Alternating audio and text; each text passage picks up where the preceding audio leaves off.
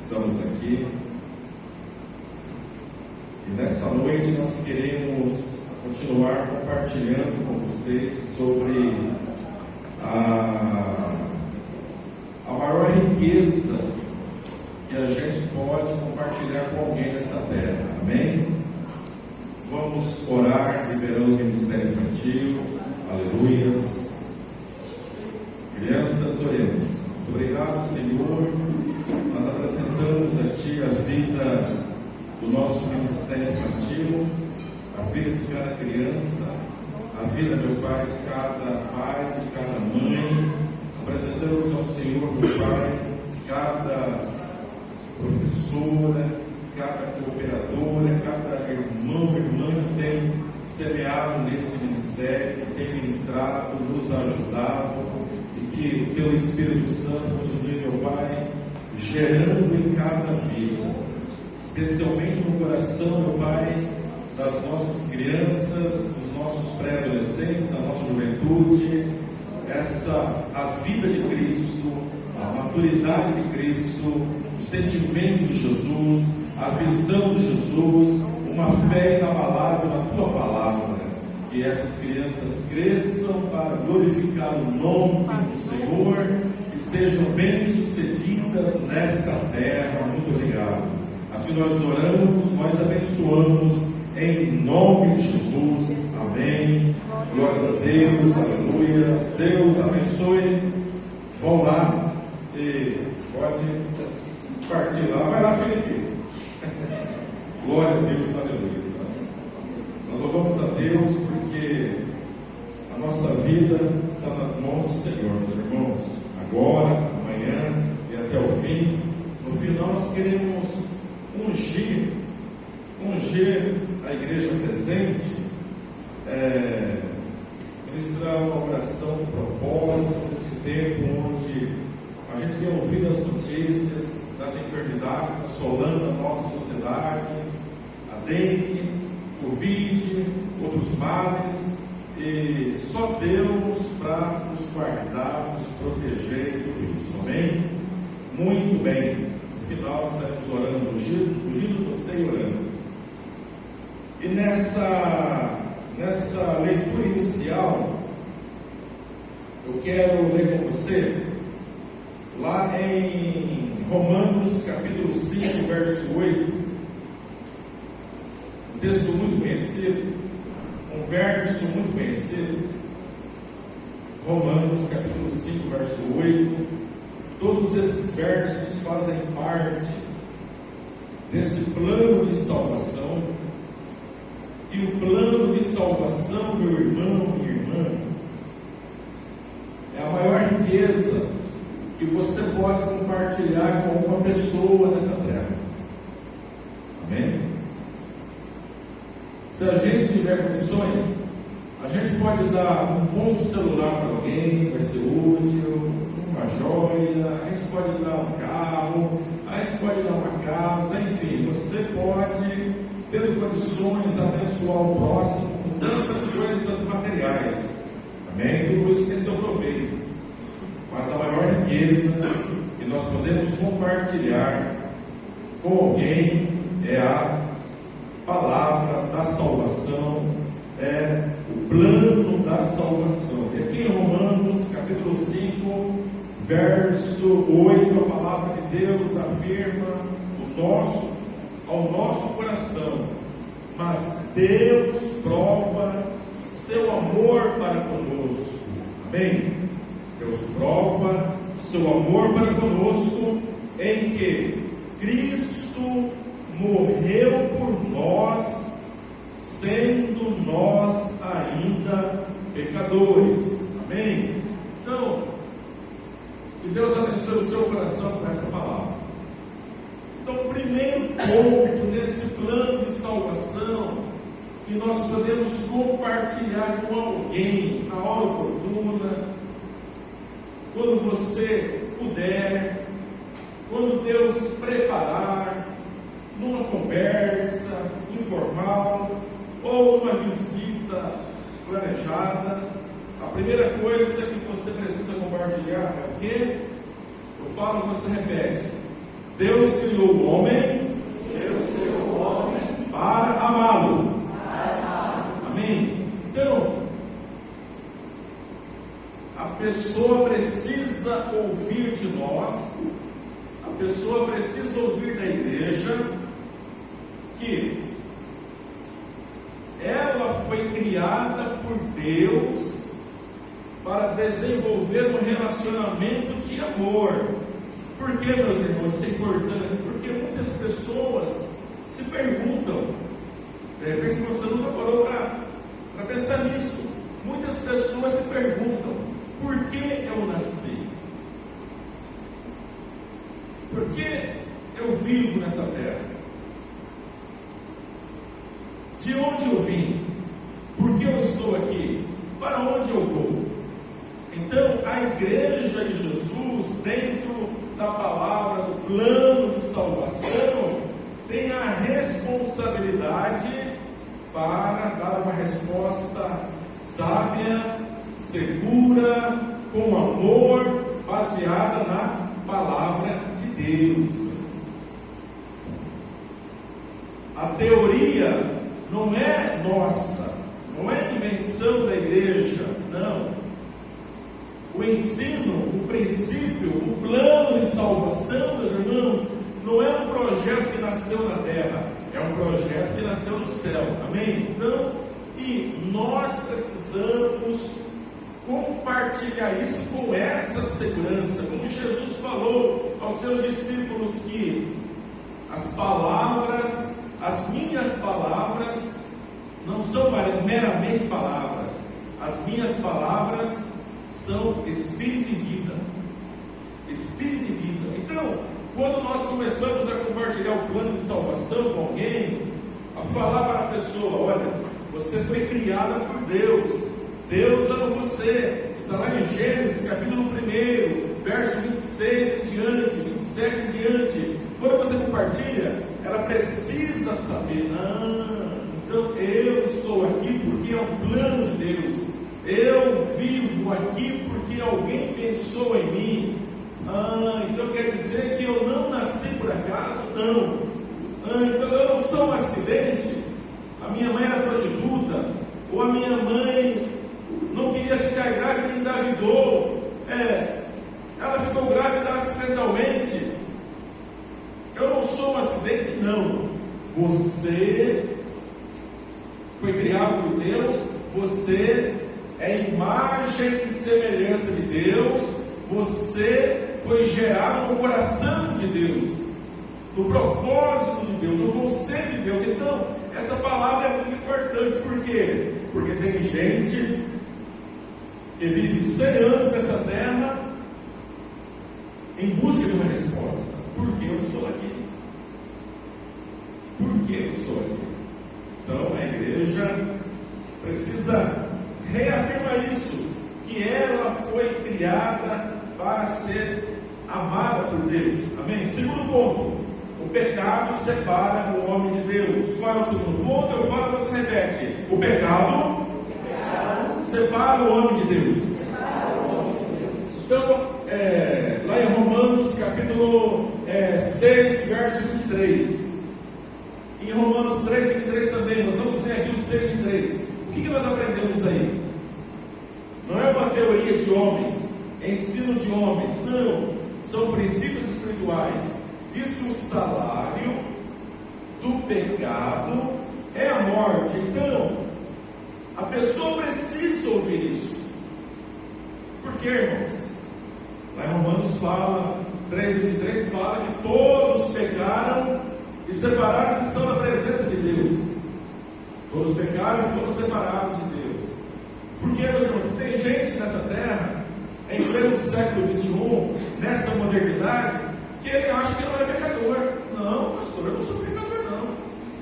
Eu sou trabalhador, eu pago as minhas contas. Eu não sou pecador, não. Eu não desejo mal para ninguém. Mas não é esse pecado que mata o nosso espírito, ou que matou o nosso espírito. Não. O salário do pecado é a morte. Por quê? Porque Adão e Eva desobedeceram uma ordem, um princípio, e o decreto estabelecido foi que, se vocês desobedecerem esse princípio, essa ordem, vocês morrerão. Adão, vamos assim ser bem, até um pouco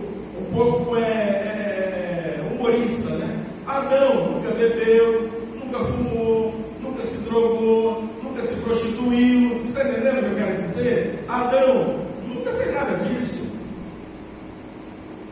Simplesmente ele desobedeceu a ordem de Deus: não coma do fruto da árvore do conhecimento do bem e do mal. O dia que vocês comerem esse fruto, vocês morrerão. Então, Adão viveu quantos anos? 930 anos ainda na terra, diz a palavra. Eu não entendo, pastor, como é que Deus fala que ele morreu, ia morrer e viveu 930 anos? Então, naquele dia, entrou a morte espiritual. O que significa morte? O salário do pecado é a morte. O que significa morte? Separação. Eles foram separados da presença de Deus. Por causa da rebelião, eles foram expulsos do jardim do Éden. Por causa da rebelião, eles não podiam mais comer do fruto da árvore da vida. Por causa da rebelião, Deus colocou um anjo com uma espada de fogo no caminho da árvore da vida. Porque se Adão e Eva quisessem entrar pelo caminho que levava à árvore da vida, eles seriam decepados, eles seriam mortos por aqueles anos. Aí você vê o tamanho da maldição do pecado, a tragédia do pecado. Então, irmãos, isso que nós precisamos compartilhar com a pessoa na oportunidade, a raiz do seu mal. Nós precisamos focar na raiz do problema e não no fruto. Matar, roubar, mentir, odiar, a inveja, tudo isso não é raiz, isso é o fruto da árvore do pecado. Nós temos o salário do pecado é a morte, mas o dom gratuito de Deus é a vida eterna de Jesus. Jesus veio, não foi para curar um fruto apodrecido. Jesus veio para sarar a raiz, curar a raiz, transformar a raiz, mudar a vida dessa raiz da nossa vida. Amém? Então, o salário nos separa de Deus. E a pessoa precisa entender, mesmo ela sendo uma boa pessoa, espiritualmente, ela precisa de Deus.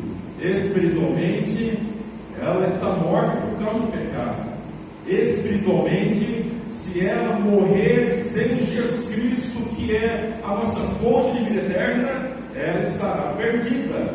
Então, nós precisamos compartilhar com a pessoa que o pecado é uma maldição, é uma tragédia. O pecado, a desobediência de Adão e Eva, abriu a porta para a entrada de quê? Para a entrada da morte, para a entrada das doenças, para a entrada da pobreza, para a entrada da inveja, para a entrada da ira, para a entrada de toda sorte de coisas malignas que existem no mundo.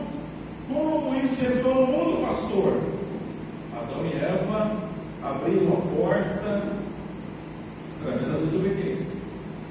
E o pecado mata. Nunca se esqueça disso. O pecado mata. O pecado não brinca. O pecado não aceita desculpa de ninguém. O pecado mata. Por isso Jesus veio. Por isso Jesus morreu. Por isso Jesus sofreu pelo pecado. Então, o primeiro ponto é o quê? Deus criou o homem para amar. O segundo ponto é o quê? O pecado separa o homem de Deus. O terceiro ponto, o amor de Deus é obstinado. O amor de Deus é persistente. João 3,16 fala o quê? Porque Deus amou o mundo de tal maneira que deu o seu Filho unigênito, para que todo aquele que nele crê não pereça, mas tenha a vida eterna. Deus amou o mundo, Deus amou as vidas, Deus amou cada pessoa. Deus é amor, diz a palavra. E lá em Jeremias falando ao povo de Israel, ele fala: com amor eterno eu te amei, com uma benignidade bondosa, atraente, eu te busquei. Então Deus nos ama com amor eterno, e a pessoa precisa ouvir isso. Por quê?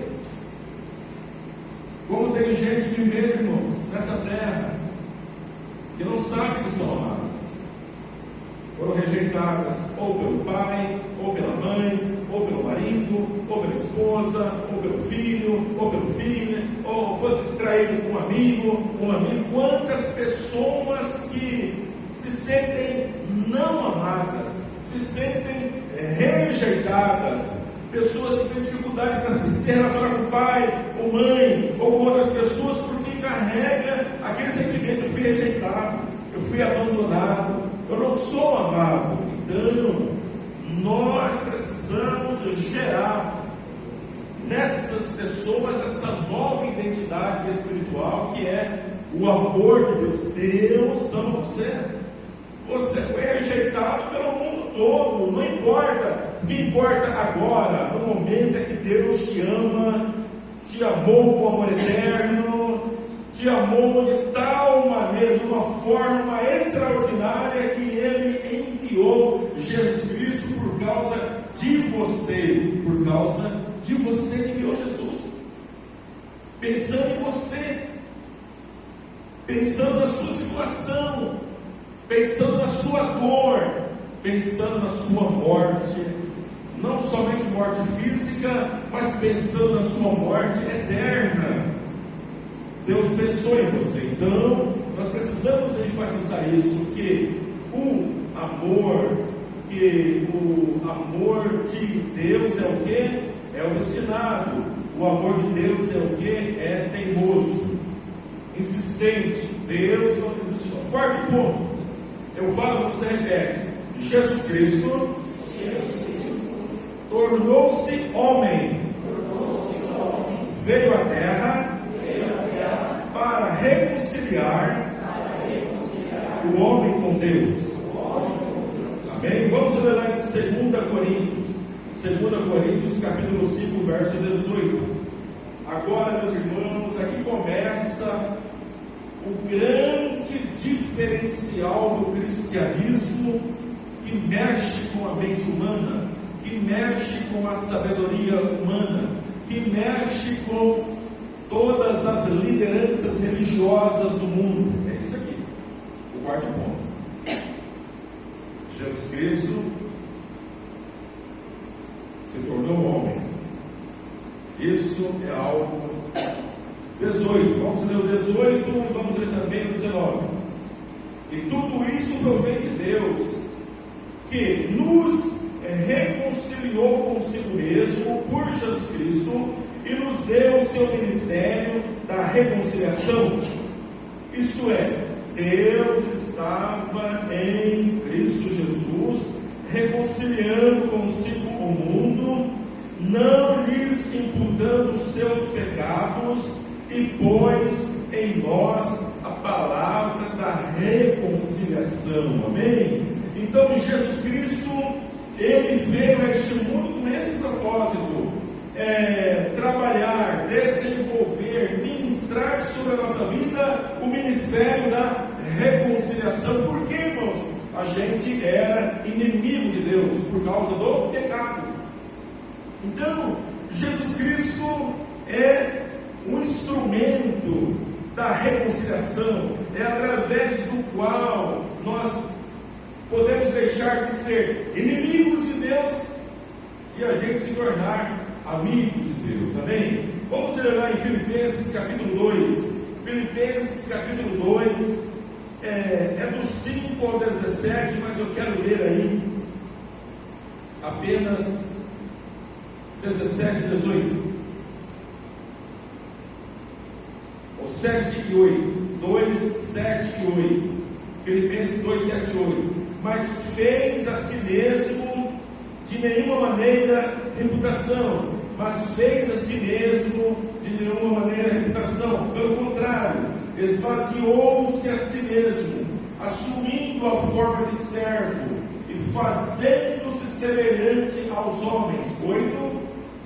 Assim, na forma de homem, humilhou-se a si mesmo, sendo obediente até a morte e morte de cruz. Amém? Presta atenção. Como é que Adão pecou? Adão pecou numa forma espiritual ou numa forma material? Adão pecou numa forma material. Amém? Então, não adiantava Deus liberar um decreto lá do céu, pegar um megafone e falar: eu perdoo vocês, eu perdoo você, Saul, eu perdoo você. Não ia adiantar, irmãos. Por quê? O salário do pecado é morte, é o princípio espiritual. O que é morte? Separação. Quando, vamos chamar de Lúcifer, quando o querubim, lá na eternidade, no céu, Lúcifer, decidiu no seu coração se rebelar contra Deus, o que aconteceu? Ele morreu. Presta atenção, ele morreu. Ele foi separado de Deus, expulso do céu, mas ele está vivo até hoje. Mas espiritualmente ele está morto. Está entendendo? Espiritualmente ele está morto. Morte e separação. Então, Deus precisava, para satisfazer a justiça do pecado, fazer isso que ele fez: gerar no ventre da Virgem Maria, pelo poder do Espírito Santo, o Emanuel, Deus conosco. Ele precisava gerar ali no ventre de Maria. Acompanha o raciocínio. Natureza divina. A natureza divina precisava provar da natureza humana, para que a natureza humana pudesse provar da natureza divina. Então isso é um estudo. Então era impossível a gente aqui no jardim, vamos falar só de nós, provar de Deus, provar da natureza de Deus, sermos filhos de Deus, entrarmos no reino de Deus, sem Ele provar da minha miséria, do meu estado, sem Ele me curar. Está entendendo? É impossível. Eu jamais poderia entrar no reino de Deus, é você. Então, Jesus teve que o quê? Provar da natureza humana, assumir um corpo. E olha que ele não tinha corpo lá na eternidade. Quem era Jesus na eternidade? O Verbo eterno de Deus. Jesus era a palavra, mas agora não, agora ele teve que assumir a forma humana. Deu um corpo igual ao Saulo, deu um corpo igual ao Tiago Pimentel, e assim por diante. Precisava assumir essa matéria, para que através dessa matéria, assim como Adão no jardim do Éden, através da matéria, desobedeceu a Deus e abriu a porta da condenação para o homem, Jesus agora precisava, através do seu corpo, através da sua vida, ele precisava praticar uma obediência a Deus para fechar a porta do pecado e abrir a porta da vida eterna para nós. Por isso nós precisamos de Jesus. Então, com muito carinho, eu quero dizer a cada um de vocês aqui, e você que vai assistir o vídeo, você não precisa de uma religião, não. De repente você já tem uma, ou de repente você gosta de duas, ou de repente você gosta de três. Agora, para entrar no reino de Deus, você precisa de Jesus. Não tem outra porta, não tem outra alternativa, não tem uma segunda opção, não tem um substituto. Você precisa de Jesus. Quem vai salvar você? Não é a Igreja Batista, não é a Igreja Católica, não é a Assembleia de Deus, não é o Espiritismo, não é o Candomblé nem a Umbanda. Quem vai salvar você? Jesus de Nazaré, que foi gerado no ventre da Virgem Maria, se tornou homem. Diz a palavra que ele foi obediente. Por isso era chamado segundo Adão. O primeiro Adão foi desobediente, o segundo Adão, Jesus, 1 Coríntios capítulo 15 fala sobre isso. O segundo Adão se tornou o quê? Obediente. Isso é importante, meus irmãos. Por quê? Porque muita gente ensina que Jesus é apenas um profeta, um grande profeta, um grande mestre, um grande líder. Mas poucos têm a coragem de afirmar que ele é Deus em forma humana, porque isso abala as estruturas, porque foi aí que foi gerada a derrota do reino das trevas. Então isso abala o mundo espiritual das trevas, afirmar que Deus se tornou homem para nos resgatar. Mas isso é importantíssimo para a pessoa ouvir, para o pecador ouvir, para mostrar que Jesus te entende, porque Jesus já sentiu sede, já sentiu fome, já sentiu dor, já sentiu abandono, já provou da morte por nossa causa, nosso pecado. Jesus te entende, Jesus te compreende, conhece o tamanho da sua dor, o tamanho do vazio do seu coração. Jesus conhece o tamanho da sua doença, da sua enfermidade, porque ele já passou por tudo isso. Ele provou na pele, sentiu na vida o que é ser humano, mas sem pecado. Essa palavra que nunca houve engano na sua boca. Então, Jesus Cristo se tornou homem. Para quê, meus irmãos? Se tornou homem, veio à terra para reconciliar cada um de nós com Deus. Por isso ele fala lá em João capítulo 10, verso 9, quando ele fala, se apresenta como eu sou o bom pastor, e o bom pastor dá a sua vida pelas ovelhas. Ele afirma em João 10, 9, eu sou a porta das ovelhas, a porta do curral das ovelhas, a porta do aprisco. Eu sou a porta da salvação, eu sou a porta do céu, eu sou a porta do reino de Deus. Se alguém entrar por mim, aleluias, será salvo, entrará, sairá, achará passagem, achará comida, achará provisão, achará o cuidado de Deus para cada área da sua vida. Então, Deus ama você, e é esse amor que as pessoas não conhecem. Quem não conhece a palavra, irmãos, acha que o povo de Deus é um povo tapado, sem conhecimento, sem entendimento, que está aí como que com um cabresto, vivendo limitadamente. Meu irmãos, nós somos livres, porque temos a visão completa do plano de salvação de Deus, amém? Nós sabemos de onde viemos, por que estamos aqui, para onde vem, para onde vamos.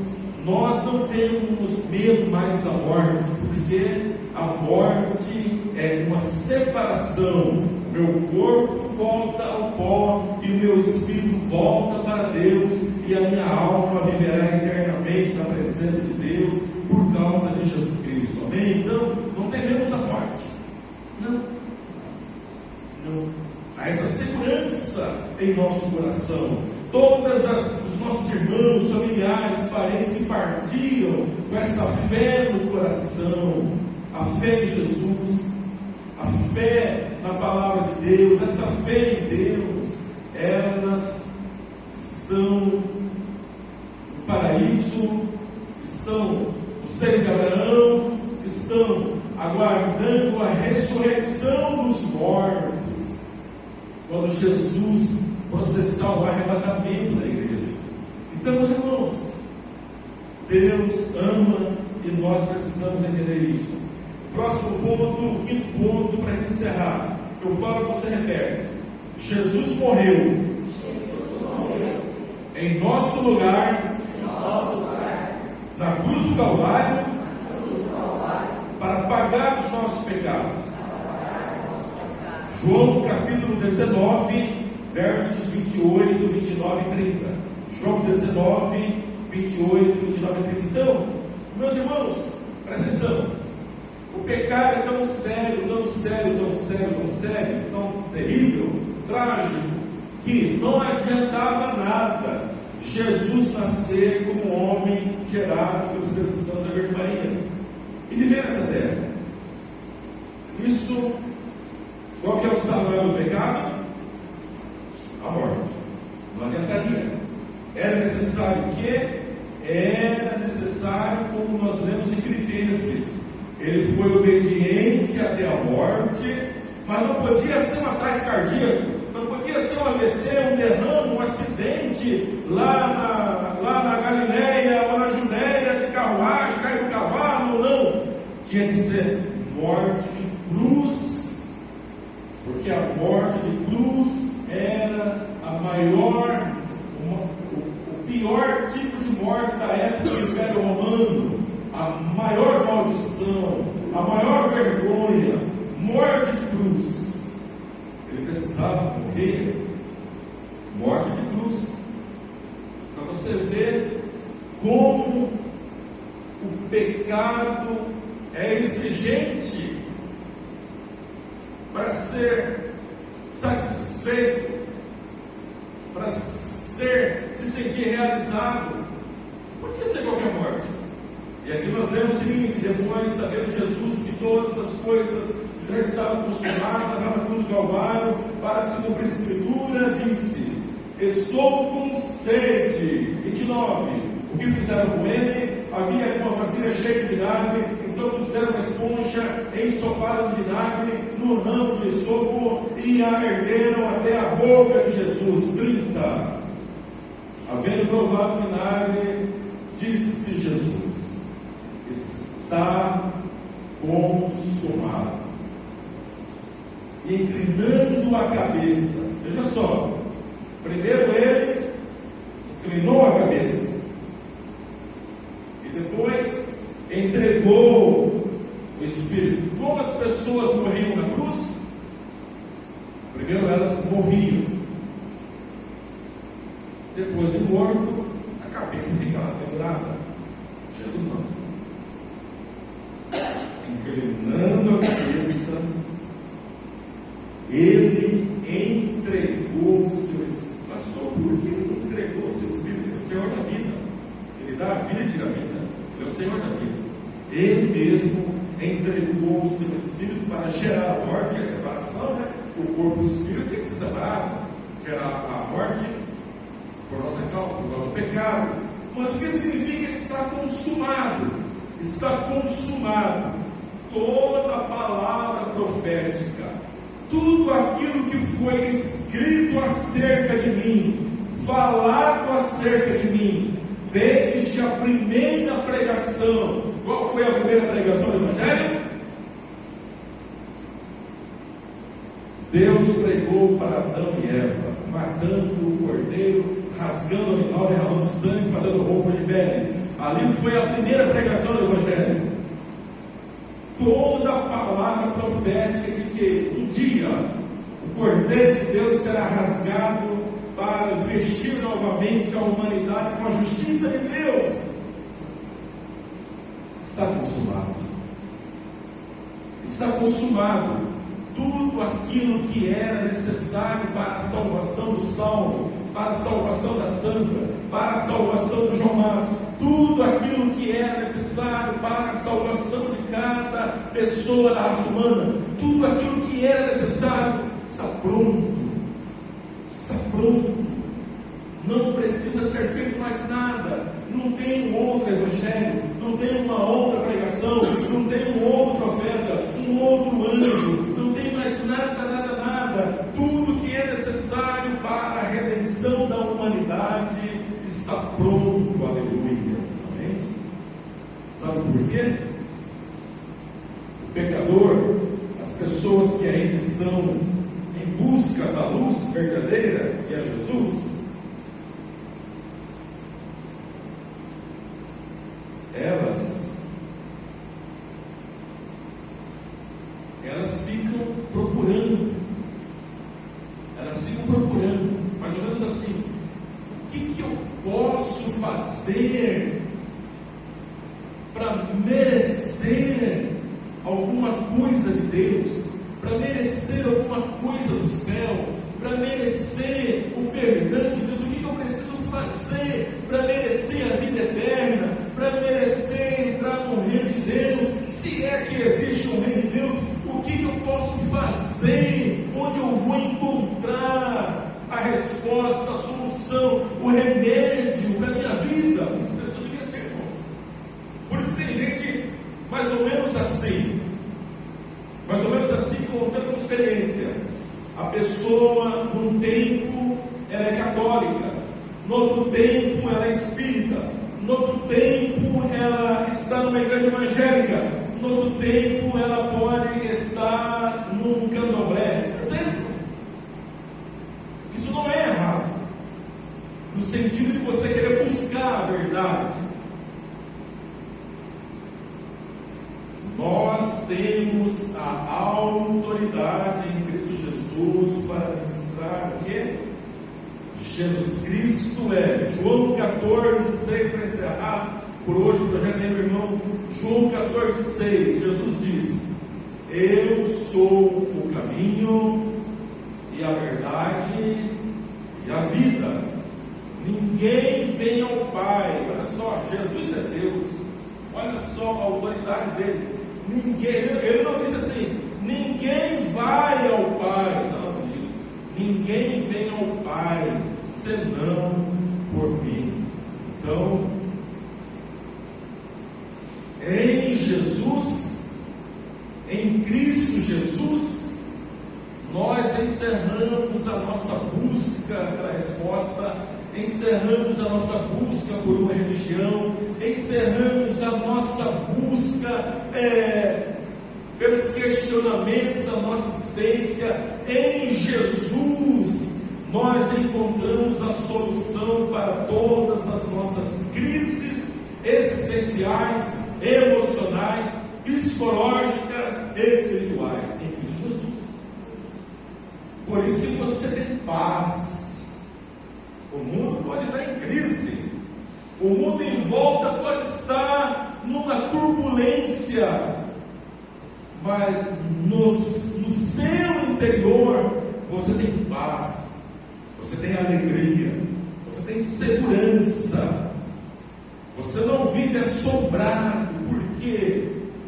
Porque o Espírito Santo de Deus habita em você, gerando a firmeza de todas essas verdades, porque você já entregou a sua vida a Jesus. Amém? Nós queremos orar por você agora, em nome de Jesus. Orar pela sua vida, orar pela sua casa, nessa primeira oração. E na segunda oração nós queremos ungir você. Amém? Então eu quero que você se coloque